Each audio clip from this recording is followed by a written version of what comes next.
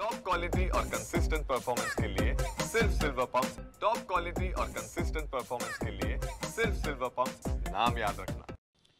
गोदावरी प्रदूषणाचा मुद्दा एकीकडे देशभरात गाजत असताना आता गोदाप्रेमींनी थेट याचिका दाखल केली आहे। दिलेल्या वेळेत जर गोदावरी प्रदूषणमुक्त झाली नाही तर नाशिकमध्ये सिंहस्थ कुंभमेळाच आयोजित करू नये अशा पद्धतीची याचिका आता दाखल करण्यात आलेली आहे। आपल्यासोबत याचिकाकर्ता राजेशजी पंडित आहेत, ज्यांनी सातत्यानं गोदावरीच्या प्रदूषणमुक्तीसाठी लढा दिलेला आहे आणि आता त्यांनी कोर्टात ही याचिका दाखल केलेली आहे की गोदावरी जर प्रदूषणमुक्त होत नसेल तर तिचा मानवी वापर पूर्णपणे बंद करावा।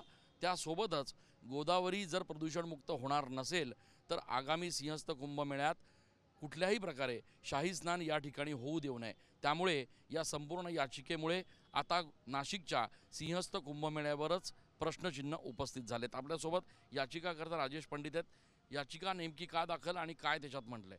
याचिका जी आहे ती मूळ याचिका जी होती तिच्यात अनेक आदेश दिलेले होते गोदावरीचे प्रदूषण निर्मूलनासाठी, परंतु त्याचं आजतागायत पालन झालेलं नाही गेल्या 12 वर्षापासून। तर आमचं म्हणणं एवढंच आहे की हायकोर्टनेच बेसिकली डिक्लेअर केलेलं आहे की गोदावरी नदीचं पाणी हे unfit for human consumption and dangerous to health आहे।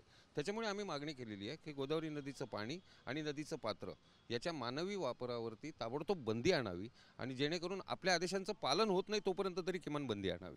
पण या संदर्भामध्ये गेल्या अनेक वर्षांपासून सातत्यानं प्रयत्न होत असताना, कोट्यवधीचा निधी या ठिकाणी वापरला जात असताना प्रत्यक्षात गोदावरी प्रदूषणमुक्त होत नाही आहे।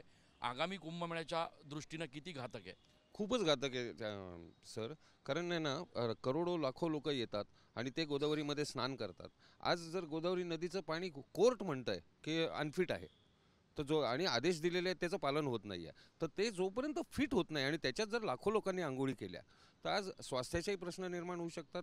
त्याच्यामुळे नदी अजून जास्ती प्रदूषित होऊ शकते। असे अनेक आपल्याला आपण विचार नाही करू शकत एवढे प्रॉब्लेम्स क्रिएट होऊ शकतात। पण या संदर्भात आता पुढची तुमची भूमिका, पुढची नेमकी प्रोसिजर कशी असणार? आता आम्ही माननीय उच्च न्यायालयाकडे त्यांच्याच आदेशांचं पालन व्हावं म्हणून मागणी केलेली आहे आणि त्यांनीच एक कालमर्यादा घालून द्यावी, दर महिन्याला त्यांच्याकडे रिपोर्टिंग ठेवावं। ही छोट्या छोट्या मागण्या आहेत, जेणेकरून आमचा हेतू हा आहे की ते पाणी सिंहस्थ कुंभमेळ्यापर्यंत मानवी वापरासाठी, स्नानासाठी, पिण्यासाठी योग्य व्हावं। परंतु नाही झालं तर मग त्याला पर्यायच नाही आहे।